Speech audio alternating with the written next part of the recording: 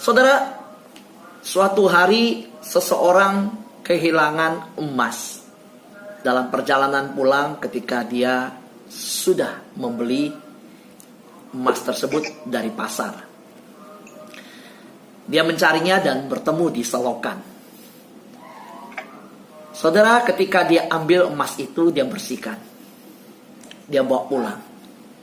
Selokan itu kotor banget. Bau. Selokan yang sangat menjijikkan. Tetapi saya percaya, kalau saya bertanya sama kita, jika kita kehilangan emas atau ketemu emas di selokan yang bau dan busuk, saya percaya kita akan berkata, gak masalah. Emas tetap emas. Amin. Mau jatuh di mana, mau ada di mana, emas tetap emas. Ayub, kehidupannya kita tahu diproses sedemikian rupa. Ketika ada sebuah keputusan di dimensi ilahi, Tuhan mengizinkan iblis untuk menggocoh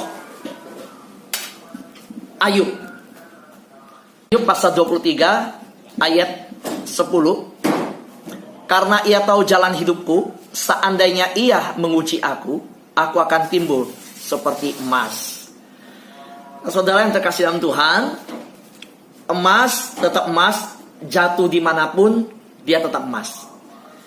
Kita tahu bahwa kehidupan Ayub diproses sedemikian, dan di dalam pasal 23 ayat 10, Ayub begitu berani bersaksi dan menyatakan,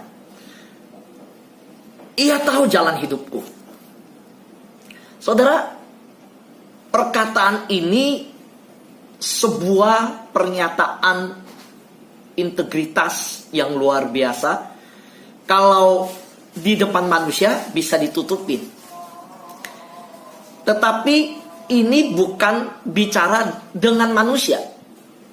Saudara harus tahu bahwa ayat ini berbicara berhadapan dan berkata dengan Tuhan. Saudara, kalau dengan manusia nggak maha tahu. Tapi Ayub berani bicara, menyatakan satu hal, bahwa ia tahu jalan hidupku. Ya benar, Tuhan tahu jalan hidup kita. Semua jalan hidup kita terekam di hadapan Tuhan. Bahkan sebelum kita berkata-kata, sebelum kita bertindak, sebelum kita mengeluarkan tangisan pertama di muka bumi, Tuhan tahu akan jalan kehidupan kita. Kalau kita pernah ada yang mau digugurkan, Tuhan pun tahu. Tuhan tahu jalan kehidupan kita ketika selama proses mengandung. Di Alkitab dikatakan Mazmur bahwa dia tahu kita di tempat yang paling gelap. Dia membentuk tulang-tulang kita di rahim orang tua kita. Dia tahu semuanya. Maka pernyataan Ayub ini harus menjadi pernyataan sikap kita dan rasa takut kita di hadapan Tuhan setiap hari. Amin. Saudara, kalau kita hidup ke pasar, ke aktivitas sehari-hari, kita bahkan bangun tidur, kita mau lakukan sesuatu dengan sebuah kesadaran.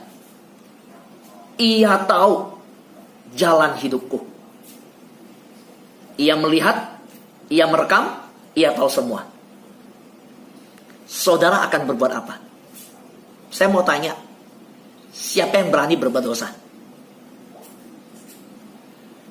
Nah, ini yang jadi persoalan manusia. Lupa, saudara. Nah, Ayub menegaskan lagi bahwa dia tahu akan Tuhan yang tahu jalan hidupnya. Jadi, ini sebuah kesadaran yang malam hari ini saya ajak kita sama-sama dalam mengiring Tuhan, dalam ikut Tuhan, percaya sama Tuhan. Ini yang perlu kita pegang teguh.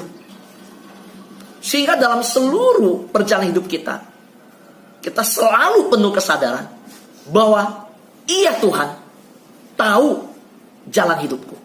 Amin. Maka kita menjadi orang Kristen yang berkualitas. Menjadi orang percaya yang tidak sembarangan menjalankan hidup kita. Kita tidak sembarangan untuk mengorbankan integritas penilaian kita, mengorbankan nilai kita di hadapan Tuhan. Bahkan ketika manusia menilai kita jelek, tapi kita tahu ada yang memberi nilai, dan yang dia beri nilai itu paling adil, yaitu Tuhan. Ketika kita menghadapi tekanan, proses, pergumulan yang berat, tantangan di dunia ini, kita nggak takut manusia kasih kita nilai.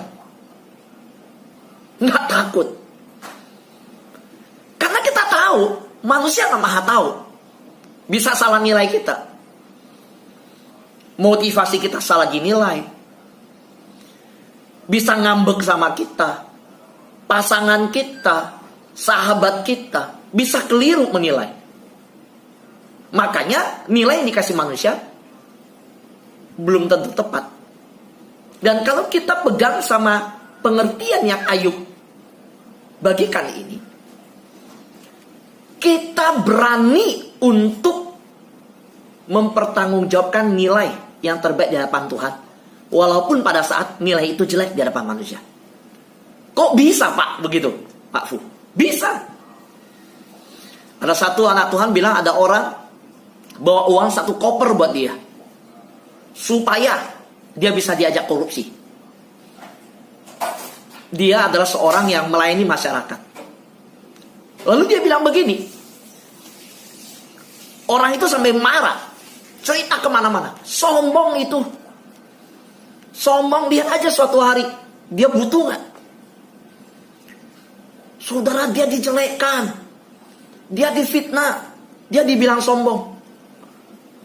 Tapi saudara, ini yang dipegang oleh orang yang menolak 1 koper uang ini. Dia percaya bahwa sejelek apapun penilaian manusia, yang penting dia benar di hadapan Tuhan. Nilai dia itu yang paling penting di hadapan Tuhan, bukan manusia. Amin. Nah, maka kalau kita lihat Ayub bahkan mengeluarkan kalimat tantangan. Wah, ini kalau bukan Ayub nggak ada yang berani. Ini luar biasa kalimatnya. Seandainya Tuhan menguji aku akan timbul seperti emas. Saudara, firman Tuhan di Perjanjian Baru berkata, masing-masing pekerjaan kita suatu hari akan diuji. Ada yang terbakar, diuji apa? Dengan api. Ada yang tidak tahan uji, pekerjaannya terbuat dari jeramit. Ada yang dari kayu, ada dari logam mulia. Saudara, apakah kita nanti akan terbakar seperti kayu jerami, atau kita makin murni seperti emas? Suatu hari kelak pekerjaan kita masing-masing akan diuji. Nah, Ayub mengerti bahwa yang tahu jalan hidupnya itu adalah yang berhak menguji dia. Dan Ayub siap untuk diuji. Nah, Ayub adalah orang yang lulus ujian. Karena memang dia punya mental udah siap diuji. Kalau kita, Alkitab sudah sampaikan. Alkitab berkata, ada orang membangun rumah di atas pasir, ada yang di atas batu karang. Datanglah banjir. Datanglah hantaman itu. Rumah yang dibangun di atas pasir cepat jadi rumahnya. Tapi hancur ketika dilanda. Dan yang di atas batu karang itu kuat. Saudara, kita sudah diperingatkan akan hal seperti ini. Saudara, berarti kita harusnya lebih siap. Lebih siap. Kalau kita lihat, Ayub punya kesiapan dari yang dia katakan dia punya persiapan. Seandainya yang menguji aku akan timbul seperti emas. So, pekerjaan kita akan timbul seperti apa kalau diuji Tuhan? Akan seperti apa? Karena semua kita tidak akan luput dari ujian. Saya ulangi. Tidak ada orang yang istimewa dilihat oleh Tuhan lalu enggak, dia nggak usah diuji. Enggak ada, saudara. Saudara, tidak ada pengajaran kekristenan yang berkata nggak ada ujian. Salah. Saudara, kalau mau uji kebenaran dari sebuah ajaran, kita diingatkan nggak soal diuji apa tidak? Kenapa saya berkata kita berani dalam hal begitu menguji sebuah ajaran? Karena Yesus anak Allah pun diuji. Betul? Loh, iya. Baru selesai dibaptis, masuk pelayanan. Belum pelayanan, saudara. Selesai dibaptis, betul? Puasa. Diuji, saudara. Nah, kalau kita minta untuk kita lebih spesial, berarti kita menganggap diri kita lebih hebat dari Yesus, anak Allah. Gak bisa. Ini anak Allah aja yang spesial saja diuji. Apalagi kita. Kita pasti akan melalui proses itu. Nah, ujian setiap kita berbeda. Kita berkata Tuhan tahu kemampuan kita. Dia tidak memberikan ujian melebihi kekuatan kita. Betul? Tidak melebihi kekuatan kita. Nah, jadi kita harus benar-benar mengembangkan kekuatan kita. Kalau begitu. Begini. Saya melihat ada rumah yang fondasinya waktu dibangun kuatnya untuk 2 lantai. Rumah itu dibangun 3 lantai. Retak gak rumahnya, saudara? Retak. Saudara, lebih baik kita taruh fondasi 3 lantai, tapi bangun rumah 2 lantai dulu, gak apa-apa. Kalau nanti butuh bangun 3 lantai, baru ditambah, gak masalah, sudah siap. Sudah siap. Daripada disiapkan 2 lantai, gak taunya 3 lantai. Saudara, hidup kita sebaiknya dipersiapkan untuk ujian yang paling berat. Kalau ternyata ujiannya tidak seberat yang kita duga, gak masalah, kita kuat hadapinya.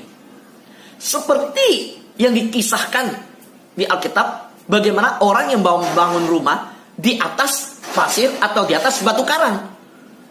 Nah, saudaraku yang terkasih dalam Tuhan, maka malam hari ini kita harus ingat bahwa semakin sebuah gedung tinggi dibangun, semakin sebuah gedung perlu dibangun tinggi, semakin fondasinya harus dalam.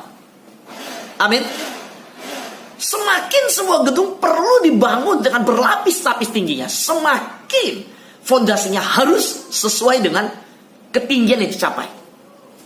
Maka hari ini kita melihat bahwa masa yang kita hadapi ini satu masa yang memang kita gak mengharapkan demikian. Kita tidak mau ada kondisi demikian. Tapi kita sudah ada dalam kondisi seperti ini, saudara. Kita ada dalam satu kondisi yang dimana kita harus mau tidak mau menghadapi keadaan seperti ini. Nah, inilah sebuah proses ujian harus kita hadapin. Saya percaya kalau emas pasti akan timbul jadi emas, tetap emas. Saudara, saya mau tanya, apakah ada yang spesial hari ini? Oh, kalau di sini hadapin kita nggak? Sekarang seluruh dunia hadapin hal yang sama kok, COVID-19, betul nggak? Bukan hanya itu, kita hadapin hal yang sama, terpukulnya ekonomi. Kita menghadapi hal yang sama, yang namanya tantangan masalah kesehatan mengglobal dunia. Nah, karena itu saya mengingatkan kita bahwa semua proses ini menjadi sebuah kesempatan untuk kita buktikan kepada Tuhan. Kita tetap cari Tuhan di situasi seperti ini. Kita tetap percaya sama Tuhan. Kita tetap tunduk sama Tuhan. Kita tetap taat sama Tuhan. Amin. Kita tetap mau bergaul erat dengan Tuhan. Kita mau tetap intim dengan Tuhan. Kita tetap rindu menantikan mesbah Tuhan untuk setiap hari. Bangun pagi, tadi diumumkan bahwa kita ada doa pagi Senin sampai Jumat juga. Sabtu tetap, ya, itu great, kita sama-sama. Nah, saudara, tentu hal yang mungkin bagi kita nggak mudah. Tetapi kalau kita siap untuk membangun fondasi yang kuat, kita nggak tahu rumah mau berapa lantai. Saya mau berkata, berdoa, memberi waktu yang khusus untuk Tuhan, mencari Tuhan dengan tetap setia, itu sedang menggali fondasi bagi kehidupan kita, fondasi iman. Amin, saudara. Nah, saya bacakan ayat penutup, Ayub pasal 8 ayat yang ke-21. Ia masih akan membuat mulutku tertawa dan bibirmu bersorak-sorak. Saya ulangi. Ia masih akan membuat mulutmu tertawa dan bibirmu bersorak-sorak. Saudara, ayat ini bagi saya sebuah ayat yang menjadi penghiburan. Karena memang waktu itu di dalam konteks ayat ini dibawa oleh sahabat Ayub, Bildad, untuk memberikan penghiburan kepada Ayub. Dan tidak salah kalimat ini. Tepat, iblis datang mencuri, membunuh dan membinasakan. Tetapi Tuhan datang untuk memberi hidup dan hidup dalam kelimpahan. Amin. Iblis hanya datang untuk mencuri sukacita kita. Tetapi kita bersama-sama berpegang ketika dalam proses ujian, kita boleh berkata, Tuhan masih akan membuat mulutku tertawa dan bibirku bersorak-sorai. Saya percaya masa seperti ini kita tetap harus optimis. Kita harus tetap berkata dengan penuh iman, Tuhan masih akan membuat mulutku bersorak-sorai. Dia akan membuat mulutku tetap tertawa. Saya tidak mau membiarkan sukacita saya dicuri oleh iblis. Saya tahu bahwa situasi yang seperti ini adalah satu situasi yang saya harus tetap setia sama Tuhan. Amin. Mari doa saya, apapun pergumulan kita hadapi, ya, kita selalu ingat ada ujian untuk membuktikan kemurnian iman kita. Dan di tengah ujian kita tetap berkata, ia masih membuat mulutku tertawa, ia masih membuat bibirku bersorak-sorai. Di tengah semua pergumulan yang ada. Kenapa kita masih sanggup? Karena ada Tuhan bersama kita sekalipun dalam lembah kekelaman.